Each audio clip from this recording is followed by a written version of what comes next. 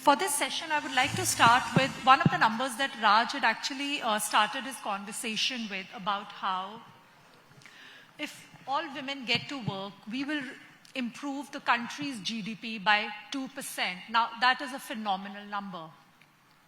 And we know that we don't have that many formal jobs in the country, and we really need entrepreneurs. We really need women entrepreneurs to start up and employ other people, right? So, but however, and India is one of the largest startup ecosystems in the world, and yet only 20% of the startups led by women receive funding. Megha, you have been a veteran. I mean, you started way back in 2015, right? And so I would like to ask you, what has changed in the startup ecosystem vis-a-vis women entrepreneurs? How has this narrative changed? Can you just give us some perspective as the opening statement for this panel? Firstly, thank you so much for having me over here. It's an honor to be amongst such illustrious women entrepreneurs, homemakers, artists. What has changed? I think what has changed dramatically is the awareness.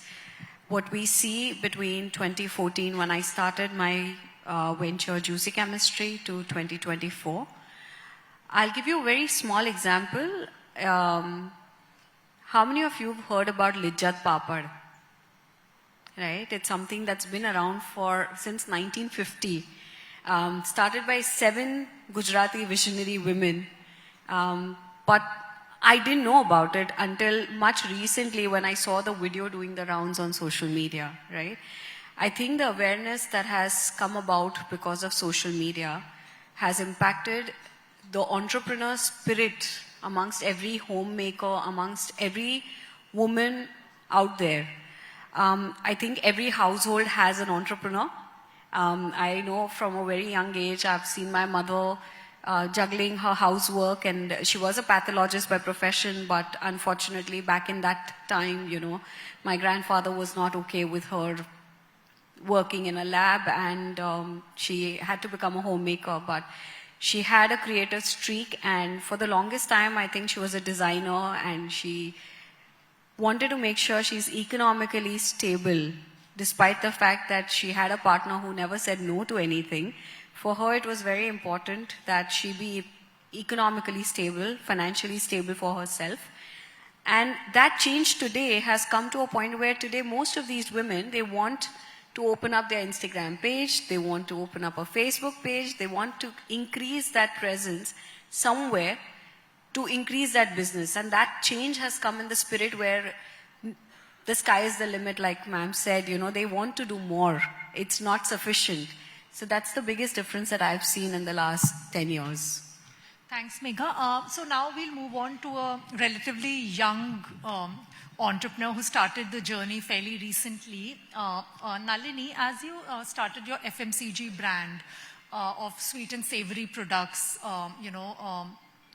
so, and FMCG is still a very traditional male-dominated setup, right? And you started your firm with your partner and 2 other co-founders.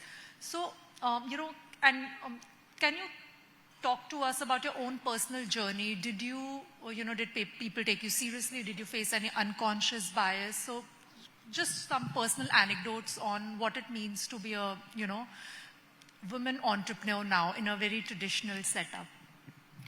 Thank you, Sonal, for having me here. And first of all, extremely humbled and privileged to be sharing the stage with some of the legends. I've grown up, observing them and seeing them. So very, very humbled to share my experience today.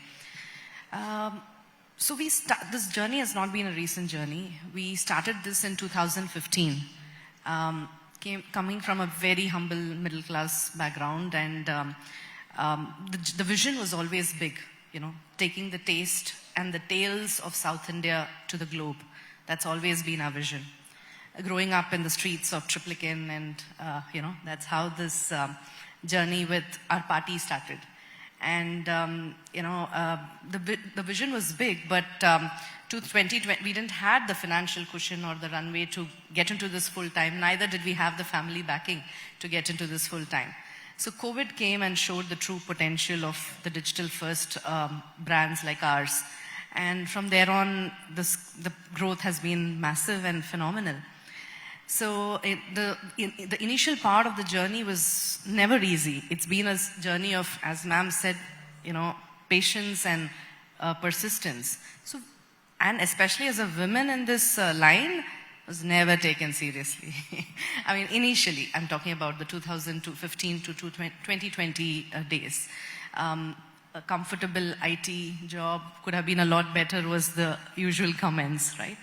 But I think things have, as Megha said, things have rapidly changed. I think COVID, while with all the, the negative impacts, but I think a lot of positive impacts has grown. A lot of awareness in the entire startup ecosystem. So many women now supporting each other, and such conferences really helps. Each women are now, if there is another woman, there is always a softer cushion. And in this journey, never easy, right? Any journey to make it to the top is never easy, but in this journey, I think a lot of support from mutual women entrepreneurs has helped, and the social media growing awareness has helped. So scene today is very different. Very interesting. Nalini, we talk about the problems. So can you, and you yourself just mentioned that you have faced some. So just for the sake of the audience here, can you help us deconstruct what exactly those problems are? And what was your approach? Because so there's a learning there, yeah? So, for example, in the FMCG space, it's a very retail-dominated or an offline-dominated sector. So, very recently we started going offline, and even today, when we go offline and pitch to some of the retailers, why our products are clean labeled, as similar to Megha's, our products are clean labeled, no palm oil, no preservatives, no maida. And no matter what you tell them, sometimes there's that you're not taken seriously. That factor is always there. So the way I have personally learned to overcome is your conviction, your pure sheer conviction on how you present, what you present. 2, back with data. I have done this for 7 years in the online space, and I'm delivering insane number of orders online. You better get me offline. That's the confidence with which we've spoken. And when I approach a discussion with that confidence, vis-a-vis with a very different mindset, will I be taken seriously and all that, the former one helps. So data and think conviction. So data and conviction, I hear you. Both of you actually spoke a lot about the support system, right? And Megha, would you like to talk about, how recently we have also started hearing about how there are a lot of VCs who have actually specific teams looking at women-led startups, right? And I mean, maybe it will take some time for us to get there, but that has started happening. There are a lot of mentorship programs, especially for women. There are startups whose mission is just to mentor women, right? So why do you think there is a need for this? What is the gap? Because, I mean, so we can actually deconstruct what mentorship really means and what we really need to get there. I think I've said this time and again in a lot of interviews. I think we need to start from this gap being addressed at schools. We are not being taught the right curriculum. I come from a traditional household where education was given utmost importance. Of course, I've grown up in Bombay, so engineering was never, or IT was not the focus, but if you became a doctor, anything in arts was not looked down on, like it was looked down on. And if you did commerce, it was most of the reason you would have taken commerce is because you didn't get into science. That was the normal mindset growing up. And I feel this is such a big gap. Even today, understand there's a huge disparity between men and women in the way they look at financial lingo, right? Even though women can manage their funds much better than men, they have budgets in control, but this parity is quite a lot because we're not taught the traditional details. So I'll give you my personal example. Back in 2020, when Juicy Chemistry was growing at exponential pace, we had every single VC in the country reaching out to us. And mind you, the mails were coming in my name. They were not coming in my partner's name, who is an equal at work, you know, and he's been the forefront whenever it's come to anything to do with the administration and the financial part of the business. I have always been on the PR, the social media, formulation part of the business. So I used to get very surprised, and I would go to him and I say, hey, you know, they've reached out. And there were times where I even ignored a couple of emails because I thought they were spam, right? I mean, that's the level of ignorance I had as far as funding was concerned. We hear about it in news, we hear about it, but if you realize it's more in the news in the last 3 years, it's not been that much. The wave of 2021 is when things started to change around and where people started talking about startups getting funded. But back in 2020, when I was getting an email and we are so busy at work, we are a small team, you just ignore. And then, you know, one fine day I said, hey, you know, this person has been reaching out to me on my LinkedIn and my email, and Pritesh, it's like, are you crazy? Why did you ignore this email? And I said, no, I didn't know what they wanted, you know. Why would somebody want to invest in us? Because it was not inbuilt in our thought process that the company could be investable or somebody would be interested in putting in their hard-earned money into our company. And once that chapter opened up in front of our eyes, we realized how the entire process works. I'll be very honest, it's been a breeze for us because we were in that wave when the funding happened. Of course, things are very different right now. Life has changed completely in the last 2 years with the way the markets have responded. But when you talk about VCs and, you know, the fact that they have to actually put a setup where they want to look for more female-led businesses, I think somewhere I'm not able to still come to terms with that, because I feel like a business is business. If you do the right things, if it is a solid business, it is going to be of interest, because who doesn't want to invest in a solid business?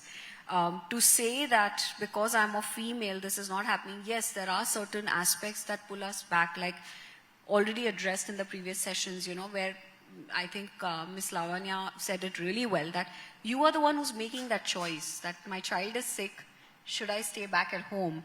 Whereas I loved what Ms. Ella said, because that's what I did. I went back to work when my daughter was just 2 months old. I set up an entire place for her. I had the privilege to do it. I know for a fact that not many would have that, but she's 6 now, and even today, right from her piano classes to everything happen at work in front of me, because that's the only way I feel I'm able to give her that time that she requires.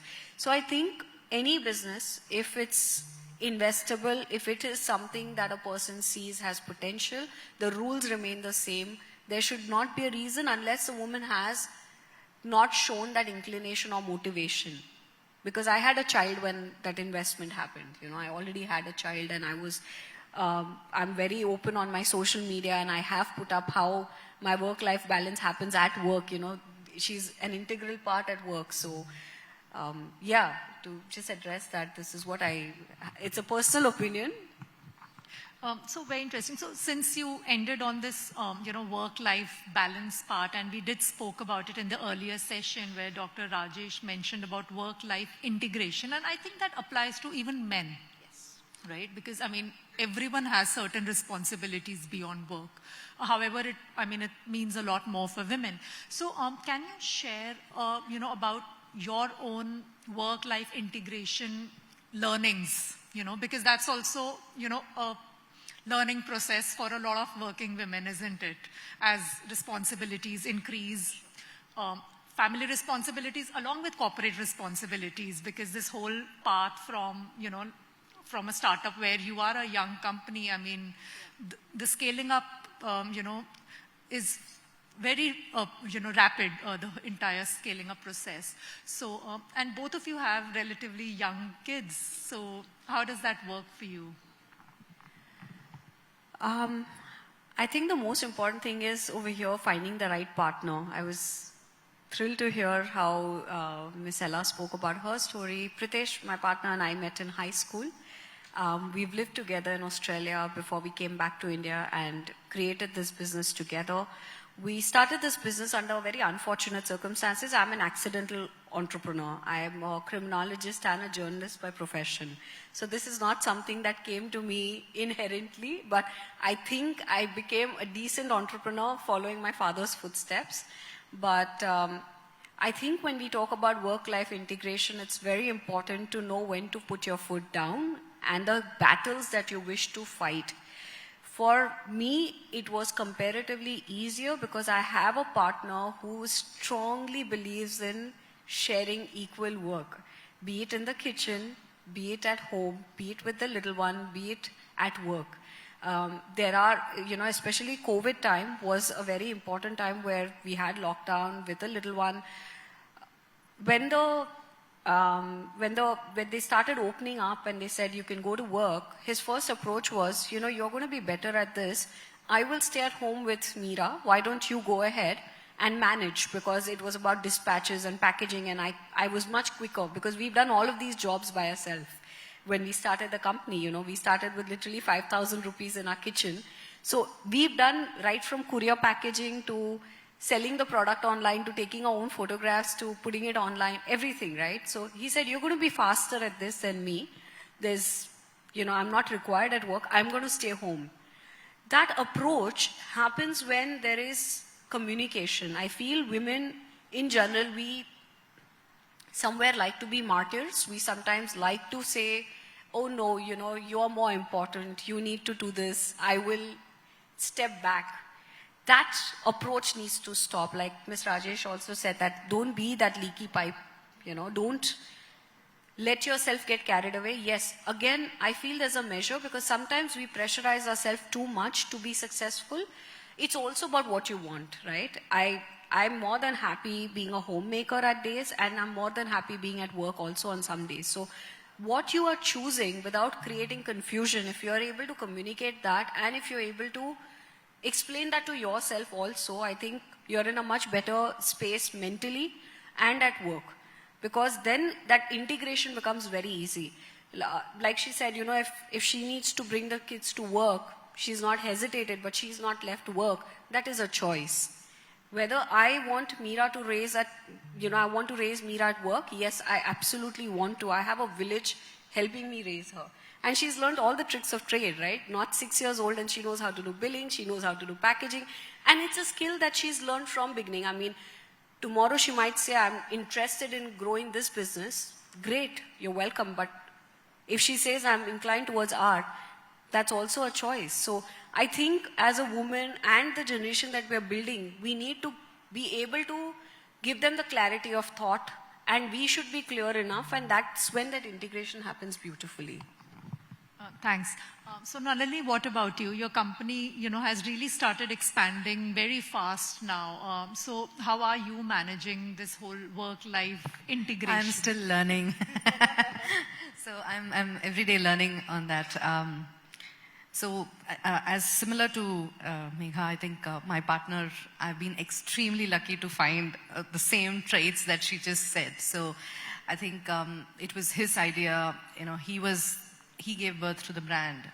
But then I joined, the journey was so inspiring that it rubbed on, and, I joined the game. And so as soulmates working together has a lot of pros and a little bit of, disadvantages, to be honest.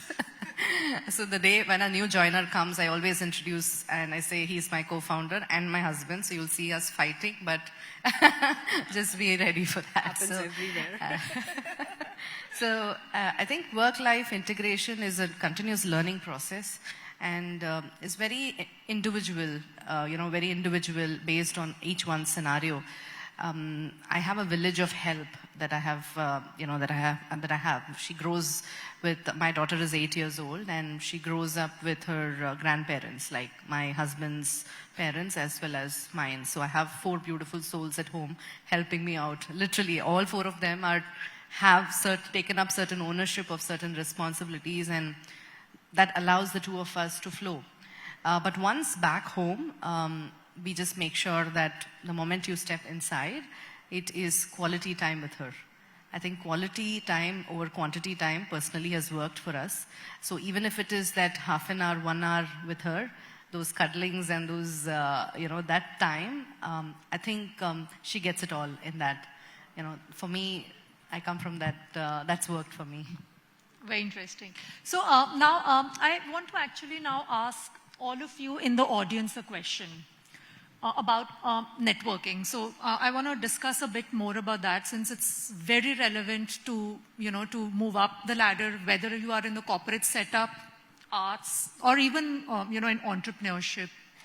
So how many of you in the audience actually spoke to someone you did not know, and just, we have a fantastic lineup of speakers here. How many of you did you told them about something you liked about them, one of the perspectives, or just spoke to a person you did not know? Can I have a show of hands, please?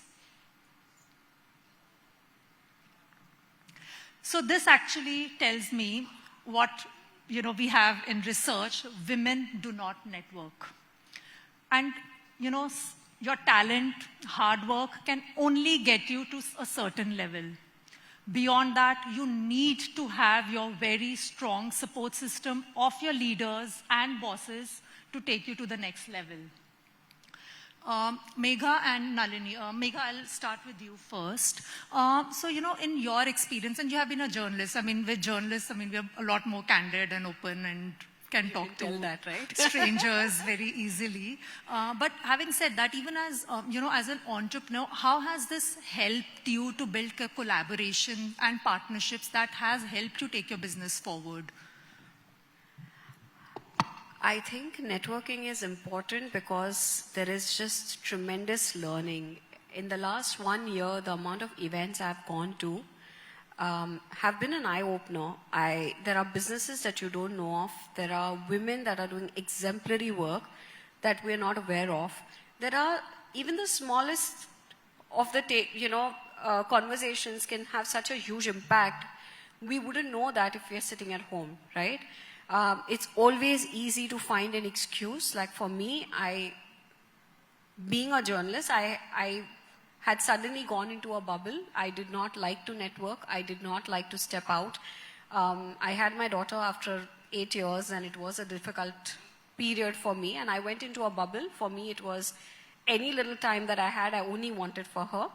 It was not until the last 18 months that Pritesh actually pushed me out of the house. He said, no, you're not going to turn down events. You're not going to turn down saying, that I'm not going to go or I can't come because I'm busy. You're going to start networking. And be it online or offline, right? When I say online, there are WhatsApp groups today. We have the most prolific entrepreneurs in a single group. It's the likes of, say, your Radhika Gupta of Edelweiss, to a Ghazal Alag of Mama Earth, to a Vinita Singh. Prolific entrepreneurs that are building something phenomenal for this country. And there's always so much of learning that even if you're physically not able to go at every single event, there are offline, there are groups that you can actually be a part of. So I think mentorship, learnings from networking are so precious because the smallest of the conversations will have an impact. Today, somebody will, and I've had that as an experience, whenever I've gone back, somebody's messaged, ma'am, I was at this event and I loved what you said. And I'm going to follow it for life. Even if I feel like, did I really say something that was going to add value to somebody? But that's the beauty of networking. And we must take that time out. It's not about having your me time. It's not about saying, I can't step out. It's about just taking that effort to say, I'm going to do this. I might catch an hour of less sleep, but I want to make sure I'm a part of these events so that I learn and I grow as a person. So Nalini, you come from, very IT setup, just like working with the computer, and that's usually we see engineers as. Was it tough for you to, go out, meet distributors, form these connections in the FMCG space? So what was your experience there? And do you network? at events. I've started doing recently, I must acknowledge. I think where I am sitting today is because of networking. Okay, I see a lot of young girls here, and I think only one thing that I wanted to share that is what I've done. I think each one of us have had our share, but there's been a lot of career mistakes that has happened and career indecisions that have happened in the past, personally. And I think those could have been so much more avoided if I had the right mentors at the right stage. I simply tell my husband that if I have to rewind my life 10 years back, I would have first jumped into entrepreneurship, made the mistakes, learned, got my hand dirty. See, today with a family, with a daughter, it's a very different picture. But had I had that, support system or that opportunity at that point of time, my life would have been very different. I think today these kids are sitting on a completely different picture where they have plethora of information, so many social media platforms. All they need to do is just knock. It was very different from the time 10 years, 15 years back. It was very different. So I think networking can shape your destiny. In my case, in the FMCG space, we've been able to crack at least about 200 outlets today within a matter of 3 months, purely on the strength of networking.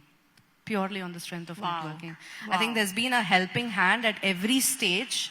A casual sentence like this, or that sentence can go on to become a contact who can become an angel in your life. Both has happened in my case. So please network, step out of your comfort zone. It was not easy for me, not going to be easy for you guys. But I think we learn a lot more from people than textbooks. People are angels. Please reach out, and they're always there to help. Yes, reach out. That's the first step, isn't it? That's a very big change that's happened, actually. Today people are more forthcoming to share their experiences and actually prevent you from burning your hand. It wasn't like that about a decade ago, but today people are very forthcoming. They are wanting to help and be a part of somebody's growth. You don't need to make the journey. mistakes and reinvent the wheel. Yes. And so many of the entrepreneurs today give out time actually to mentor young entrepreneurs. So I see the time's up. So one last quick question, 20 seconds each. One takeaway on your biggest learning in your startup journey. So to encourage more women to start up. There are no shortcuts. As cliched as it sounds, there are no shortcuts. You'll have to do the dirty work and you'll have to learn every single aspect of your business. Simple as that. That's an entrepreneur's life. It's a very risky game. You should know every little detailing. Otherwise, it's not going to succeed to the level that you expect it to. Nalini? It's a never comfortable journey. So get comfortable being uncomfortable every day. I think that's one word that I can summarize. Every day, there'll be problems coming from all directions. I would like to call it challenges coming from all directions. And you need to be a solution finder. Don't be a problem seeker, is what I've learned. Thank you. So that was such an honest and a humble conversation, and it was a joy talking to both of you.